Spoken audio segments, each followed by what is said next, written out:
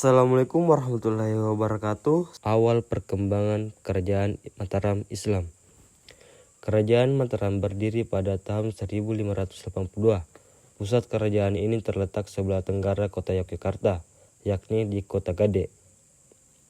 Dalam sejarah Islam, Kesultanan Mataram memiliki peran yang cukup penting dalam perjalanan secara kerajaan-kerajaan Islam di Nusantara atau Indonesia.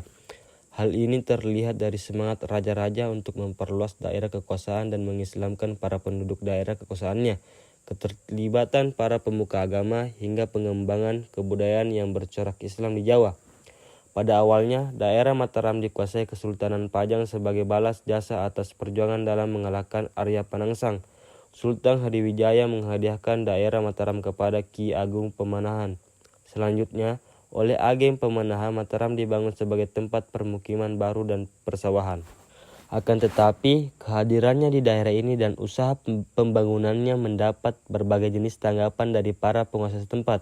Misalnya, Ki Ageng Giring yang berasal dari Wangsa Kajoran secara terang-terangan menentang kehadirannya. Begitu pula Ki Ageng Tembayat dan Ki Ageng Mangir. Namun, masih ada yang menerima kehadirannya, misalnya Ki Ageng Karanglo. Meskipun demikian, tanggapan dan sambutan yang beraneka itu tidak mengubah pendirian Ki Ageng Pemanahan untuk melanjutkan pembangunan di daerah itu. Ia membangun pusat kekuatan di Pleret dan menyiapkan strategi untuk menundukkan para penguasa yang menentang kehadirannya. Pada tahun 1575, Pemanahan meninggal dunia. Ia digantikan oleh putranya Danang Sutawijaya atau Pangeran Ngabehi Loring Pasar. Di samping bertekad melanjutkan mimpi ayahandanya, ia pun bercita-cita membebaskan diri dari kekuasaan Pajang, sehingga hubungan antara Mataram dengan Pajang pun memburuk. Hubungan yang tegang antara Sutawijaya dan Kesultanan Pajang akhirnya menimbulkan peperangan. Dalam peperangan ini, Kesultanan Pajang mengalami kekalahan. Setelah penguasa pajak yakni Hadiwijaya meninggal dunia pada tahun 1587, Sutawijaya mengangkat dirinya menjadi Raja Mataram dengan gelar penambahan Senopati Alaga. Ia mulai membangun kerajaannya dan memindahkan senopati pusat pemerintahan ke Kota Gede untuk memperluas daerah kekuasaannya. Penambahan senopati melancarkan serangan-serangan ke daerah sekitar, misalnya dengan menaklukkan Ki Ageng Mangir dan Ki Ageng Giring. Pada tahun 1590, penambahan senopati atau bisa disebut dengan senopati menguasai Madiun, yang waktu itu bersekutu dengan Surabaya. Pada tahun 1591, ia mengalahkan Kediri dan Dipan, lalu melanjutkannya dengan penaklukan Pasuruan dan Tuban pada tahun 1598 sampai 1599. Sebagai Raja Islam yang baru, penambahan senopati melaksanakan penaklukan itu mewujudkan gagasannya bahwa Mataram harus menjadi pusat budaya dan agama Islam untuk menggantikan atau melanjutkan Kesultanan Demak. Disebutkan pula dalam cerita Babat bahwa cita-cita itu berasal dari wangsit yang diterimanya dari Lipura, desa yang terletak di sebelah barat daya Yogyakarta. Wangsit datang setelah mimpi dan pertemuan senopati dengan penguasa Laut Selatan, Nyi Roro Kidul, ketika ia bersemedi di Parantritis dan Gua Lanse di selatan Yogyakarta. Dari pertemuan itu disebut bahwa kelak ia akan menguasai seluruh tanah Jawa. Selanjutnya, sistem pemerintahan. Sistem pemerintahan yang dianut Kerajaan Mataram Islam adalah sistem Dewa Raja. Artinya, pusat kekuasaan tertinggi dan mutlak ada pada diri sultan. Seorang sultan atau raja sering digambarkan memiliki sifat keramat, yang kebijaksanaannya terpancar dari kejernihan air muka dan kewibawaannya yang tiada tara. Raja menampakkan diri pada rakyat sekali seminggu di alun-alun istana. Selain sultan, pejabat penting lainnya adalah kaum priai yang merupakan penghubung antara raja dan rakyat. Selain itu, ada pula panglima perang yang bergelar Kusumadayu, serta perwira rendahan atau Yudan Negara. Pejabat lainnya adalah sastra negara, pejabat administrasi. Dengan sistem pemerintahan seperti itu, penambahan senopati terus-menerus memperkuat pengaruh Mataram dalam berbagai bidang sampai ia meninggal pada tahun 1601. Ia digantikan oleh putranya Mas Jolang atau penambahan Sedaing. Peran Mas Jolang tidak banyak yang menarik untuk dicatat. Setelah Mas Jolang meninggal, ia digantikan oleh Mas Rangsang pada tahun 1613 sampai 1645.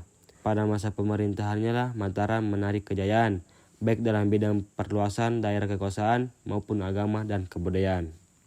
Pangeran Jatmiko atau Mas Rangsang menjadi Raja Mataram ketiga. Ia mendapat nama gelar Agung Hanyakarakusuma. Selama masa kekuasaan, Agung Hanyakarakusuma berhasil membawa Mataram ke puncak kejayaan dengan pusat pemerintahan di Yogyakarta. Gelar Sultan yang disandang oleh Sultan Agung menunjukkan bahwa ia mempunyai kelebihan dari raja-raja sebelumnya, yaitu Panembahan Senopati dan Panembahan Sedaing Karapiak. Ia dinobatkan sebagai raja pada tahun 1613 pada umur sekitar 20 tahun, dengan gelar Panembahan pada tahun 1624. Gelar Panembahan diganti menjadi Susuhunan atau Sunan pada tahun 1641. Agung Hanyakarakusuma menerima pengakuan dari Mekah sebagai Sultan, kemudian mengambil gelar selengkapnya Sultan Agung Hanyakarakusuma Senopati Ngalaga Ngabdurrahman. Keruntuhan Kerajaan Mataram Islam. Keruntuhan terkenal sebagai salah satu kerajaan yang aktif melakukan perlawanan terhadap VOC. Namun menjelang keruntuhannya, Kerajaan Mataram Islam justru meminta bantuan terhadap VOC. Masa-masa keruntuhan Kerajaan Mataram Islam sudah mulai terlihat ketika pemerintahan Sultan Agung berakhir dan lanjutkan oleh putranya yang bergelar Kanjeng Susuhunan Prabu Amangkurat Agung atau biasa disebut dengan Amangkurat. Tanda-tanda kemunduran yakni dengan adanya serangan yang dilakukan oleh Trunojoyo berhasil memporak perondakan pertahanan Keraton Pleret yang merupakan istana dari Kerajaan Mataram Islam. Atas peristiwa tersebut, kemudian Amangkurat pergi dan melarikan diri dari keraton, serta meminta perlindungan dari pihak Foch. Akhirnya Amangkurat meninggal dalam bahasa pelariannya di Tegal pada tahun 1677. Kemudian digantikan oleh putra mahkota Kerajaan Mataram Islam dengan gelar Amangkurat II dan diterima sebagai bangsawan Jawa di Tegal.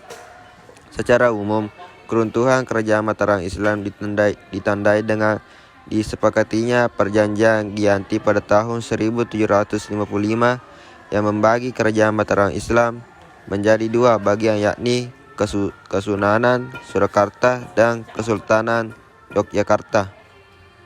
Mungkin itulah yang sempat saya sampaikan. Assalamualaikum warahmatullahi wabarakatuh.